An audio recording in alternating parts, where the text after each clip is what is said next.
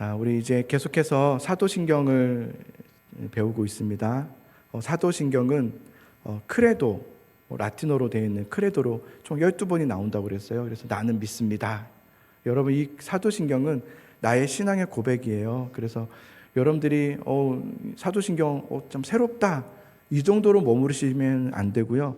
그것이 여러분의 삶의 실제적인 고백이 되어야 합니다. 여러분의 삶의 고백이 되셔야 돼요. 아는 것으로는 충분하지 않습니다. 여러분의 삶에서 부딪히는 수많은 이들 속에서 우리가 지금까지 들어오고 배워왔던 사도신경의 신앙 고백이 여러분의 삶 속에서 그때 그 상황 속에서 그 넘어지려는 그 찰나에 고백할 수 있으시기를 간절히 소망합니다. 그래서 그것이 여러분의 것이 되어서 여러분이 살아나고 하나님의 역사를 경험하실 수 있기를 소망해요. 자, 총 12번의 크레도라고 나왔는데요. 크레도, 나는 믿습니다. 크게는 4가지로 나온다고 그랬습니다. 그래서 우리가 다 알다시피 성부 하나님에 대한 고백, 성자 예수님에 대한 고백, 성령 하나님에 대한 고백, 그리고 교회와 성도의 교제. 교회와 성도의 교제 나중에 우리가 몇 주 후에 나누겠지만 교회와 성도의 교제도 매우 중요해요. 그리고 하나님과의 교제만 중요하지 않습니다. 하나님만 잘 지내면 되지, 천만의 말씀이요. 교회 안에서의 교제가 매우 중요합니다. 그리고 그렇게 예수님에 대한 고백은 무려 6개나 되었잖아요. 12개에서 6개가 예수님의 고백이다. 그러니까 예수님의 고백이 매우 중요한 것인데요.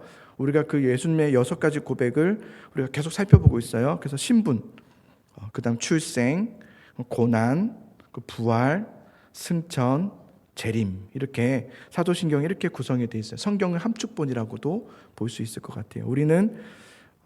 우리 지난주에는 부활까지 살펴봤어요. 그리고 오늘은 승천이죠.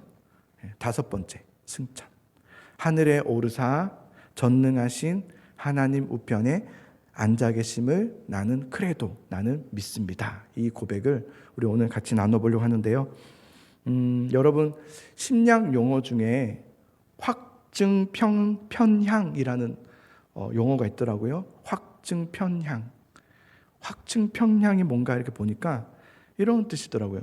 자신의 가치관, 자신의 어떤 신념, 그 자신의 어떤 판단에 부합하는 정보만을 수집하고, 나와 맞다고 생각하는, 내 생각과 맞다고 생각하는 정보만 주목하여 그것만 수집하고 그 외에 다른 정보에 대해서는 무시하는 사고 방식, 이렇게 돼 있더라고요. 그러니까 한마디로 이런 거예요. 보고 싶은 것만 보고 듣고 싶은 말만 듣는 심리. 그래서 자기 생각과 일치하는 것 정보만 받아들이는 거예요. 이렇게 하는 이유가 뭡니까? 내가 생각하는 내 신념, 내 가치관이 옳다라는 것을 확인하려는 경향성이라고 되어 있더라고요. 이해되시죠? 그러니까 내 생각, 내가 지금 주장하고 내가 옳다고 하는 그것을 뒷받침해 줄 수 있는 정보만을 계속 수집하는 거예요. 나에게 유리한 것만 수집하는 것, 그것만 수용하는 것, 그것만 받아들이는 것을 바로 심리학에서는 확증편향이라고 하더라고요. 확증편향. 그래서 저는 이것을 다른 말로 하면 이렇게도 해석할 수 있다고 생각해요. 좁은 시야. 시야가 좁은 거죠. 내가 알고 있는 것, 내가 경험한 것, 또 내가 옳다고 생각하는 것, 그러니까 내가 받아들이는 것, 이것으로, 그러니까 내가 하는 내 신념인 거죠. 그것으로만 온 세상의 이치를 이해하려고 하는 거예요. 모든 걸 다 그렇게 해석해요. 실제로 저도 그렇겠지만 우리가 그렇더라고요. 오늘 이 자리에 같이 설교를 듣잖아요. 여러분, 해석이 다 다릅니다. 신기하죠. 어떤 분은 제가 의도한 해석을 잘 알아서 바르게 해석해서 받아들인 분이 있는 반면에 어떤 분들은 전혀 의도치 않았는데 그렇게도 생각할 수 있겠구나 할 만큼의 대단한 해석을 펼치시는 분도 있어요. 우리 교회에 없겠지만. 이 좁은 시야 그리고 확증 편향을 가진 신앙인은요, 절대로 올바른, 올곧은 건강한 믿음 생활을 나아가기는 어렵습니다. 늘 자기에게 멈춰져 있죠. 자기에게 갇혀져 있죠. 그래서 이 믿음의 사람, 이 신앙인은요, 성장이 없습니다. 변화가 없고요, 자라남이 없습니다. 예수님이 마태복음 13장에 4가지 밭의 비유를 말씀하셨어요. 아시죠? 길가, 돌밭, 가시떨기, 그 다음에 좋은 밭. 한 씨 뿌리는 자가 씨를 뿌렸다 그랬어요. 씨를 뿌렸다. 우리나라랑 이스라엘이 좀 다른 것은요, 저는 농사를 다 안 해봤지만 상식적으로는 알아요. 우리는 밭을 갈궈서 이렇게 라인을 만든 다음에 거기에 이렇게 씨를 심더라고요. 이스라엘은 그런 방식으로 하지 않습니다. 이스라엘은 어떻게 하냐면요, 씨를 바구니에 담아서 그냥 여기 다니면서 뿌립니다. 그래서 어떤 씨는요 길가에 뿌려지기도 하고, 어떤 씨는요 돌밭에 뿌려지기도 하고, 어떤 씨앗은요 가시떨기에 뿌려지기도 해요. 어떤 씨앗은 잘 경작되어 있는 곳에 뿌려지기도 해요. 그게 그들의 방식입니다. 토양이 우리랑 다르기 때문에 그렇죠. 예수님이 그 얘기를 하신 거예요. 모두에게 동일한 씨가 뿌려진 거예요. 모두에게 똑같은 씨가 뿌려졌어요. 중요한 것은 그 씨의 열매가 어디서 나오느냐, 씨에게 있는 것이 아니라요, 그 밭에 있다는 거예요. 밭의 상태에 따라 다르다는 거예요. 밭의 상태에 따라서 다르다. 그래서 어떤 밭은요, 뿌리가 내려졌을 때 잘 씨가 뿌려졌을 때 뿌리를 잘 내려서 싹이 나면서 열매를 맺는 좋은 밭도 있는 반면에, 어떤 밭은 잠깐 뿌려졌다가 메말라 버리는, 어떤 밭은 새가 날아와서 그것을 빼앗아 버리는, 조금 자라는가 싶다가도 자라지 못하고 씨가 그냥 말라져 없어져 버리는 그런 밭의 비유들을 예수님께서 말씀하셨어요. 그러면서 결국 좋은 열매를 맺는 좋은 밭은 어떤 밭인가에 대한 이야기를 하시는 거죠. 뿌려진 씨를 잘 받아먹는, 뿌려진 씨를 잘 받아들이는 그 밭이 바로 좋은 밭이다. 이 얘기를 예수님이 하시는 거죠. 그럼 다른 밭은 왜 열매를 맺지 못합니까? 똑같이 씨가 뿌려졌음에도 불구하고 왜 열매를 맺지 못하는가? 그들은 뿌려진 씨를 받아내지 못했기 때문이다. 담아내지 못한 거죠. 담아내지 못했다. 처음에는 씨를 잘 받는 것 같아요. 여러분, 우리가 예배를 드릴 때 막 아멘 하면서 막 은혜를 받는 것 같아요. 근데 그러다가 이 밖을 나가면 금세 세상의 염려와 근심으로 우리의 입술로 불평하기 시작하고 원망하기 시작하죠. 그래서 씨앗을 빼앗겨버려, 은혜를 빼앗겨버리죠. 은혜를 빼앗겨버립니다. 잠깐은 뿌리를 내리는 것 같아요. 뭔가 이제 되나? 이렇게 변화가 되나? 내가 이제 은혜의 사람이 되나? 이런 것 같다가도 금세 어려움이 오거나 박해가 오거나, 믿음으로 살면서 내가 이제 믿음으로 살리라 했음에도 불구하고 오히려 내가 기대치 않았던, 예상하지 못했던 어려움이 발생하게 되면 금세 넘어지고 마는 좁은 시야죠. 한마디로 예수님이 좁은 시야를 가진 밭들은 하나님의 시점으로 이 일을 통해서 하나님이 하실 일들까지 보지 못하고, 그러니까 내가 경험한 거, 내 계산법, 이 좁은 시야를 가진 밭들은 열매를 맺지 못한다. 이렇게 말씀하신 거죠.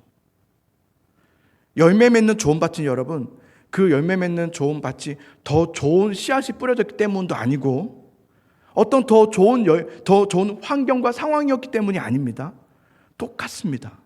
상황은 똑같고, 정황도 똑같고, 환경도 똑같습니다. 그들에게 달았던 것은 환경이 아니라 저 사람은 나와 다른 환경이지가 아닙니다. 그러니까 저 사람은 더 은혜 받지. 절대 그렇지 않습니다. 뭐가 다른 겁니까? 시야가 다른 거예요. 넓은 시야를 가진 거죠. 똑같은 시지만, 똑같은 환경이지만, 똑같은 상황이지만 그것을 어떻게 받아들이냐에 따라 달랐던 거죠. 그게 차이점입니다. 어떻게 하면 믿음이 자라날까? 어떻게 하면 목사님 믿음이 성장합니까? 대단한 집회를 가고 어떤 대단한 말씀을 들어야, 아니면 예수님이 직접 이곳에 오셔서 여러분에게 말씀하셔야 여러분이 변화될까요? 그렇지 않습니다.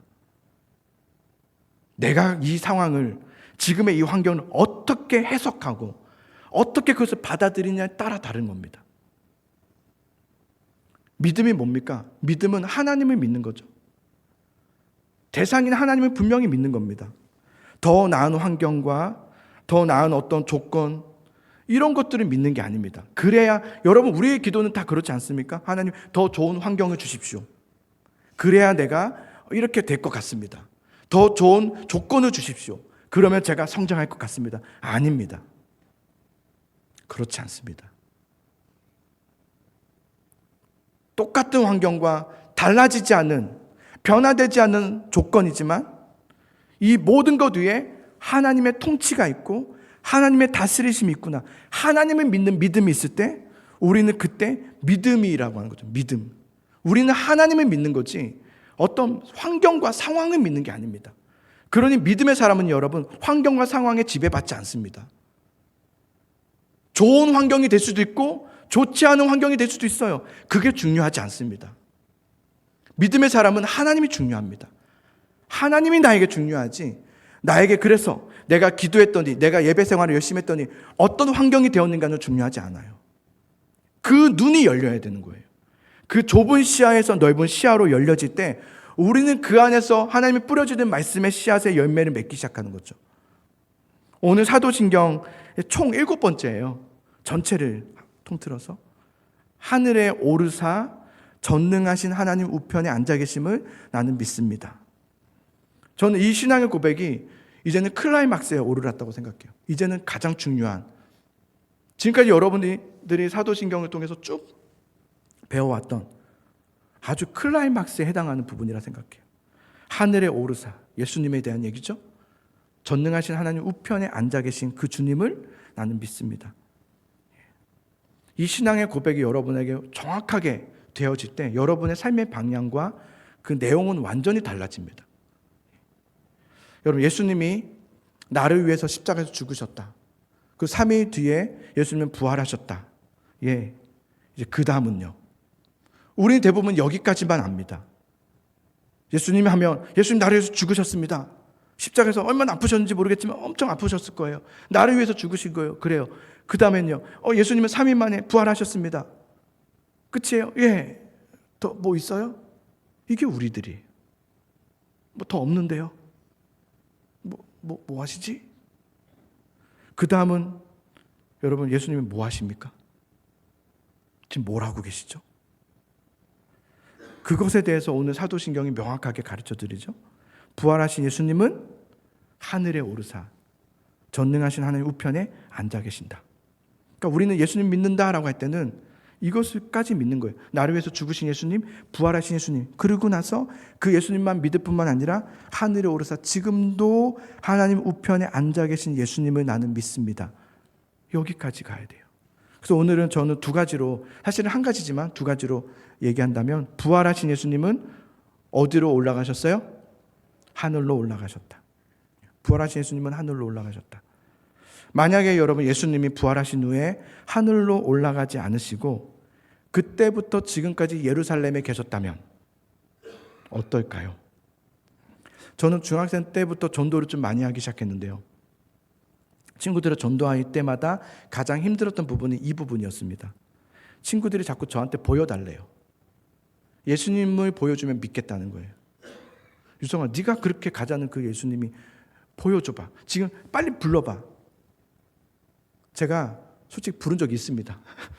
예수님 제발 좀 내려와 주세요. 이렇게. 예수님 보여주면 믿을게.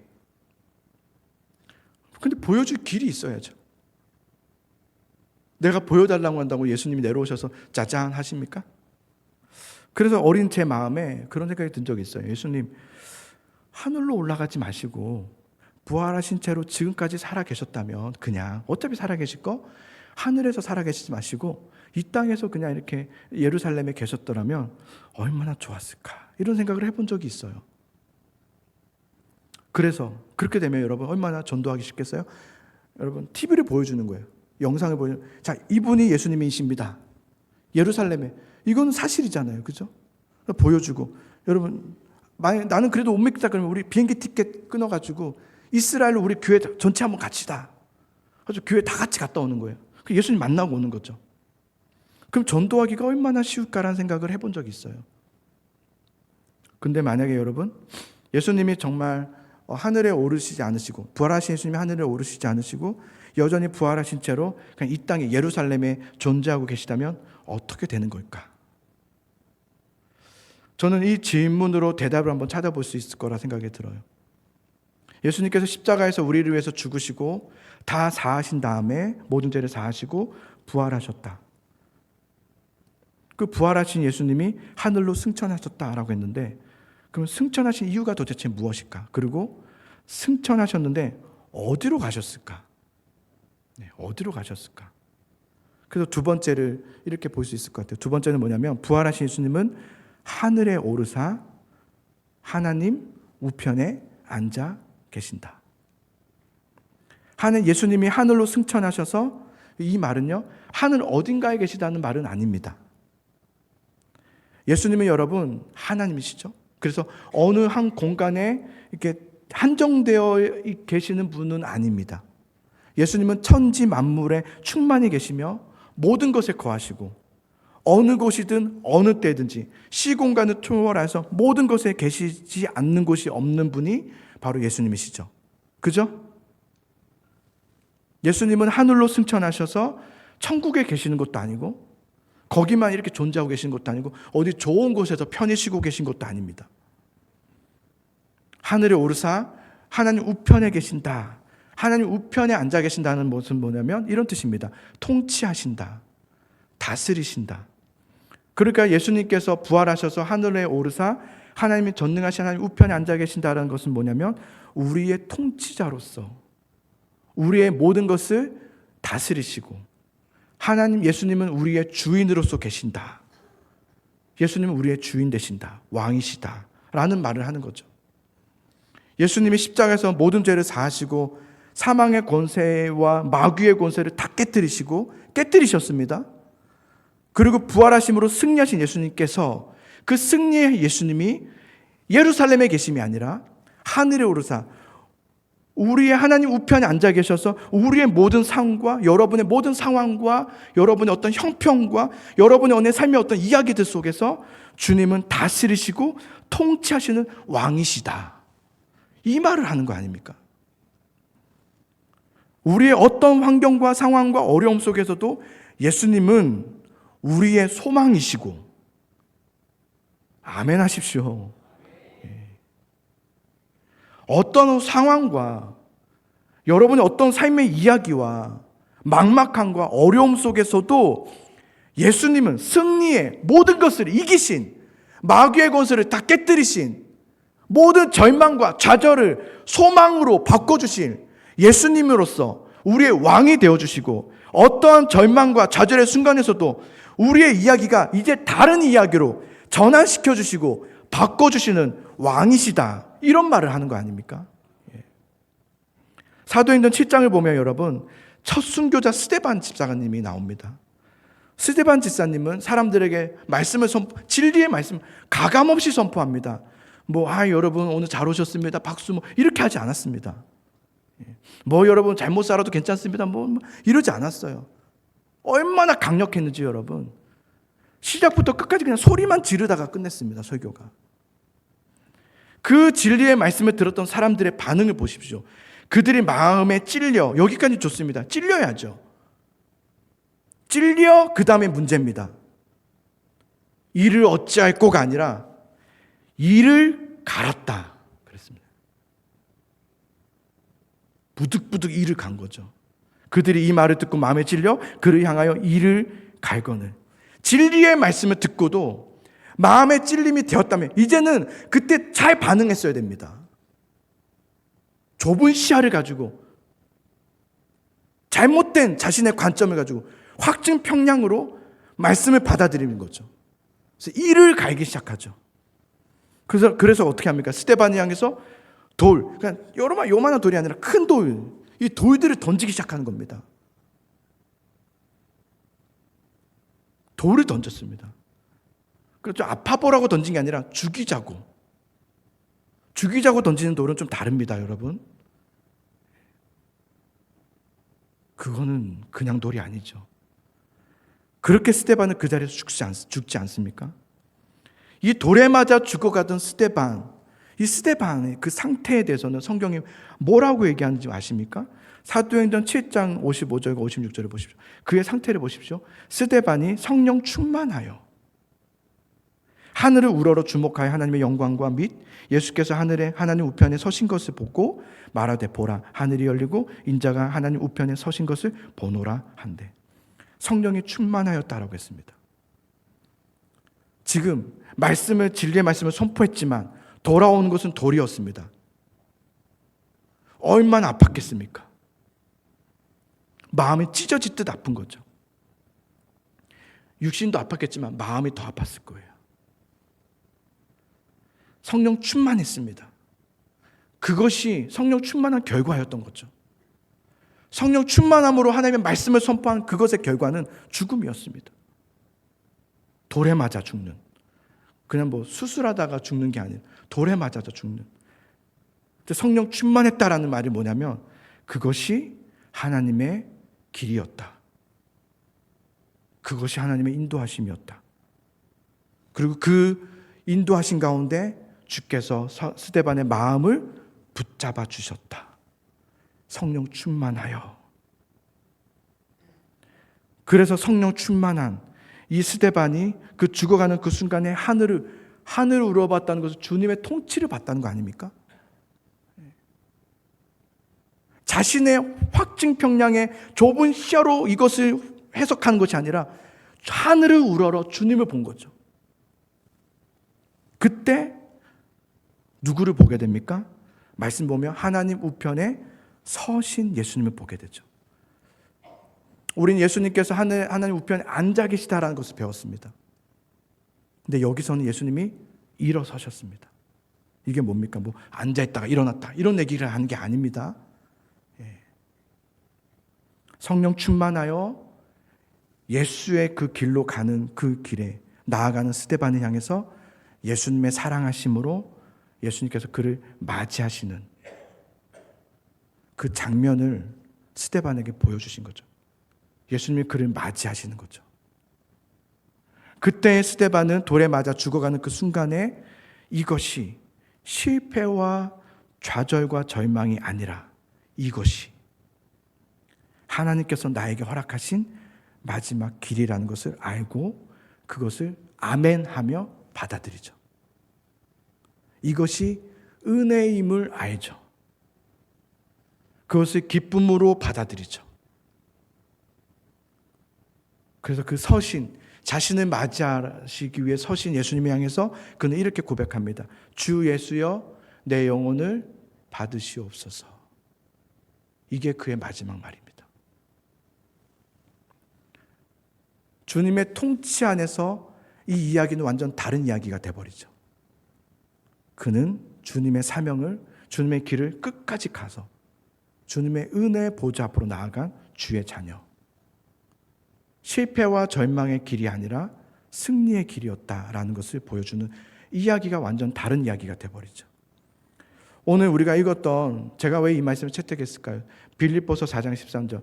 내게 능력 주시는 자 안에서 내가 모든 것을 할 수 있느니라. 한번 여러분 고백해 볼까요? 시작. 내게 능력 주시는 자 안에서 내가 모든 것을 할 수 있느니라. 아멘. 예. 이 말씀은 여러분, 우리가 주님 안에만 있으면, 믿음 생활만 잘하면, 기도 열심히 좀 많이 하면 내 원하는 것을 다 이루어 주신다는 말씀이 아닙니다. 네가 소원하는 거 있느냐? 예배 열심히 드려라. 기도 많이 해라. 성경 많이 읽어라. 그러면 하나님께서 감동하사 그걸 보시고 감화하사 너의 소원을 다 이루어 주시겠다는 말을 하는 게 아닙니다.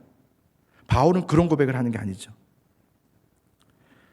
바울은 이 고백을 할 때 예수님 안에만 있으면, 열심히 믿기만 하면, 헌금을 좀 많이 드리면, 내가 교회를 좀 일으키면, 내가 좀 더 잘하면 하나님께서 그것을 보고 그래서 너가 원하는 것을 다 이루어 주겠다는 말이 아니라 너희에게 일어나는 모든 일들의 왕은 주님이심을 믿으라, 이 말하는 겁니다.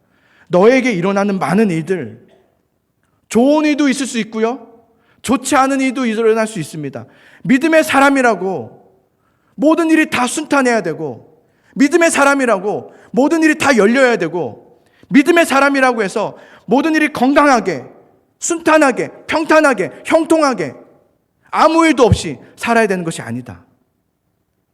믿음의 사람이라도 가난에 처할 줄도 알게 되고, 궁핍에 처하기도 하고, 어려움에 처하기도 하는 거죠. 근데 그것 또한, 그 모든 것이 풍요로울 수도 있고 가난할 수도 있고 궁핍할 수도 있고 그렇지 않을 수도 있지만, 이 모든 환경과 상황이 아니라 모든 것에 왕이 계시다. 우리에게는 그것이 왕이 아니라 나에게는 왕이 있다. 나를 다스리시고 나를 주관하시고 붙드시는 왕이 계시다. 이 말을 하는 겁니다. 그것을 잊지 말아라. 너에게는 왕이 있다는 것을 잊지 말아라. 네가 예수님 믿느냐? 그거는 너에게는 왕이 이제 있다는 것을 잊지 말라는 말을 하는 거죠. 여러분에게는 이제 왕이 있습니다. 여러분에게는 왕이 있어요. 그분이 예수 그리스도죠. 그러니 어떤 일에도 흔들리지도 말고, 불만하지 말고, 불평하고 정죄하고 하지 말고, 두려워하지 말고, 염려하지 말고, 요동하지 말고 잠잠하라. 잠잠하라. 너에게는 왕이 있다. 이 말을 하는 거 아닙니까? 여러분 앞에 놓여있는 많은 일들 속에서 때로는 그 길이 잘못되는 것처럼 느껴질 때가 있어요. 이거 이렇게 하다가는 이거 큰일 나는 거 아닌가? 원치 않은 상황으로 흘러갈 때가 있다고요. 내가 이렇게 했더니, 기도했더니 좀 될 줄 알았는데 되지 않을 때가 있다고요. 해도 안 될 때가 있단 말이에요. 그럴 때 여러분의 마음이 그런 것으로 인해서 무너져 내린다거나, 그런 것으로 인하여서 우리의 마음이 흔들어져 버리고, 그런 것으로 인해서 하나님이 아니라 다른 것이 나의 통치권으로 들어와 버리게 되면 안 되는 거죠. 그때는 여러분 그렇게 할 것이 아니라 이렇게 고백할 수 있어야 돼요.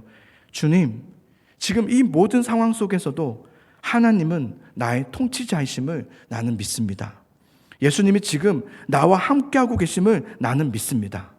예수님이 이 모든 것의 주인이심을, 왕이심을 나는 믿습니다. 이것이 여러분에게 정말 믿음으로 선포될 때, 되어지지 않는 상황 속에서 나는 주님을 믿습니다 라가 되어질 때, 그 이야기는 이제 여러분 완전 다른 이야기가 되어버리는 겁니다. 내게 능력 주신 자 안에서 내가 모든 것을 할 수 있음을 믿음으로 선포하며 나가시는 여러분 되시기를 소망합니다. 이 믿음이 있으셔야 돼요. 여러분 부탁드리는데요, 마귀 탓하지 마세요. 지난주에도 말씀드렸지만 한 번 더 말씀드려야 될 것 같아요. 마귀 탓하지 마세요. 여러분, 마귀는요, 제가 말씀드릴게요, 힘이 없어요. 마귀는, 여러분 예수님 믿으신다면 예수님의 십자가를 지셔서 승리하셨어요. 그때 마귀는 폐잔병이 되었어요. 부상당했어요. 마귀는 아주 크게 부상당했다고요. 지금 마귀는 앞에 뭐 못해요. 목발 짚고 있고요. 더 좀 얘기해드려야겠다. 목에 깁스하고 있고요. 목발 짚고 있고요. 머리도 이렇게 감았어요. 이렇게. 근데 감았는데 피가 자꾸 나와요. 그 팔이 일단 부러졌어요. 그래서 목발도 못 쥐어. 막 이렇게 하고 있고요.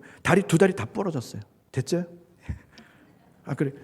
여기도 아파요. 막 여기도 딱 지금 막 오장육부가 다 무너져가지고요. 지금 막 뭐 일어서지도 못하고, 누워있지도 못하고, 일어서지도 앉지도 못하고, 이런 상황이에요. 예. 이미 패배했어요. 예수 그리스도 십자가로 인해서 죽었다고요. 패배했다고요.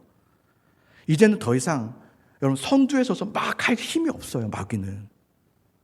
그런데 그래서 이제 그 원리를 좀 이해하셔야 돼요. 그래서 마귀는 힘이 없기 때문에 선두에 나설 수 없어요. 폐잔병이고 부상병이기 때문에 마지막 방법 하나가 있어요. 마귀는 선두에 못 서요. 그래서 사람을 선두로 세워요. 사람을 앞세워서 무너뜨리려고 해요. 우리의 마음의 틈을 공략해요.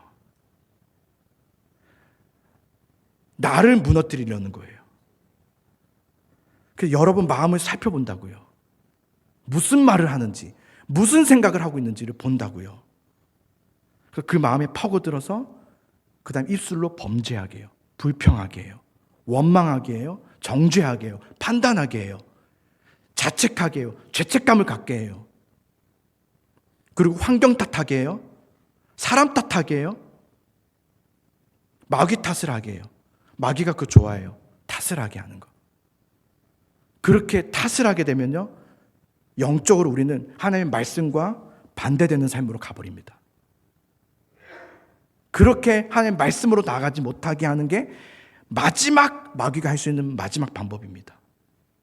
그래서 모든 지킬 만한 것 중에 더욱 무엇을 지키라? 내 마음을 지키라. 생명의 근원이 이에서 남이니라. 여러분, 입술을 지키십시오. 입술을 지키세요. 말 함부로 하지 마세요. 누군가에게도 불평하는 말 절대로 하지 마세요. 마귀가 듣습니다. 마음을 지키세요. 여러분, 그래서 마귀의 종이 되지 마세요. 마귀에게 쓰임 받지 마세요. 여러분 마음에 말씀을 채우세요. 말씀으로 채워가셔야 돼요. 우리나라 이단이 참 많은데요, 이단에 빠진 사람들의 공통적인 특징이 있다고 하더라고요. 그 연구한 사람의 발표예요. 이단에 빠진 사람들을 다 조사한 거예요. 공통점이 있었던 거예요. 우리는 이렇게 생각해요. 이단들은 뭐 대단한 논리를 가졌다고 생각해요. 아니요. 언젠가 우리 교회도 신천지 이런 거 배우게 되면 또 깜짝 놀랄 거예요. 이걸 믿는다고? 말도 안 되는, 이렇게 하실 거라고요. 그들은 엄청난 논리가 없습니다. 말이 안 되는 것들이 있어요. 많아요. 그리고 성경적 교리가 대단할 것 같죠? 그렇지 않습니다. 교회에서 가르치지 않는 것을 가르치는 것 같죠? 그렇지 않아요. 그들 대단한 거 하나도 없습니다. 근데 왜 이단에 빠지는가? 이단에 빠진 사람들의 공통된 특징이 하나 있었어요. 뭐냐면 그들은 그전부터 교회를 다녔지만 교회의 마음이 떠난 사람들이었다는 거예요. 그게 특징이었어요. 그래서 누가 잘해주면, 친절히 베풀으면 거기에 빠져요. 늘 그들의 특징은 마음에 불평과 불만과 원망이 가득해요. 이래야 돼, 저래야 돼, 이래야 돼, 저래야 돼. 이건 잘못했어, 저건 잘못했어. 왜 이렇게 하는 거야? 신비한 것을 따라가고 쫓아가고 추구하고, 그런 사람들이 이단에 빠지더라고 연구조사가 나왔더라고요.